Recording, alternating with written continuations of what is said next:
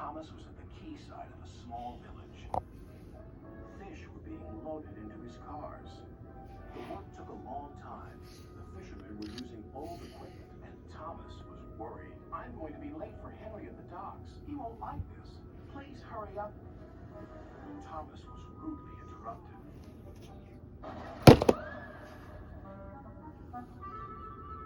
His driver and fireman laughed.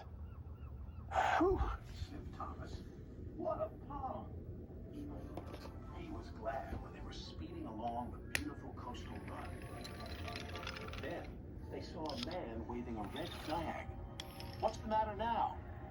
High tides are damaging the track, reported the man. I've marked the spot. We'll go and inspect, said the driver.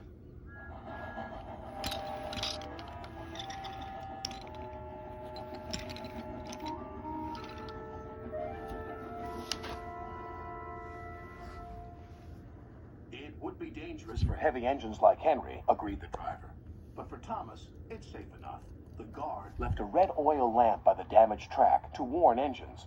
When we get to the docks, I'll tell them to close the line.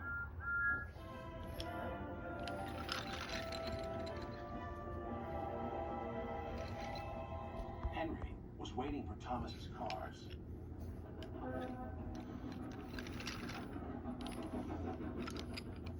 Oh, you're late, and that smell is making me ill. It's the fish, replied Thomas, and there's danger on the rails. That's why we're late. Huh. You're the only danger on the rails, Thomas. Now stop wasting time and get your cars hitched to my train. Thomas's driver and fireman were in the yardmaster's office when they heard Henry's whistle. He was steaming out of the station with his long, heavy train called the Flying Kipper.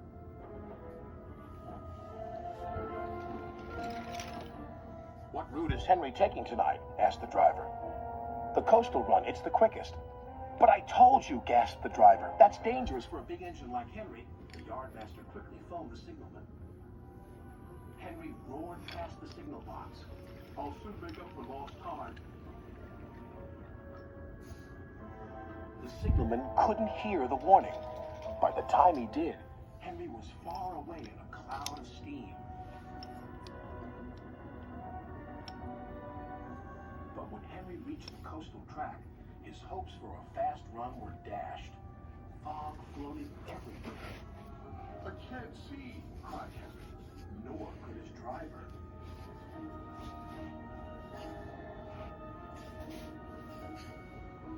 And when he could, it was too late.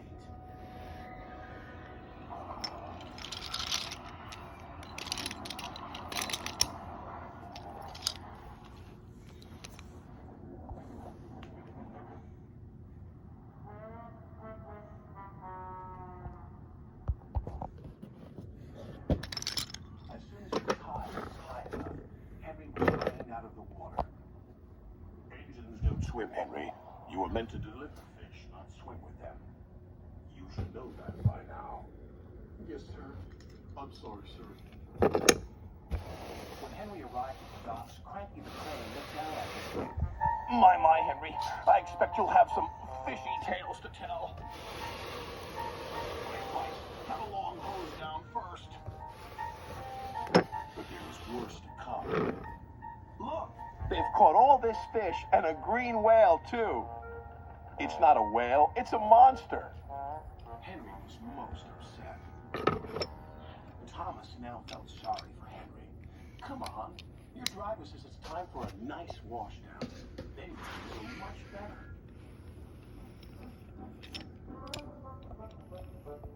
And Henry did. I'm sorry I was rude to you, Thomas. That's all right. But can you smell something? What? Fresh air. Oh, yes. Implied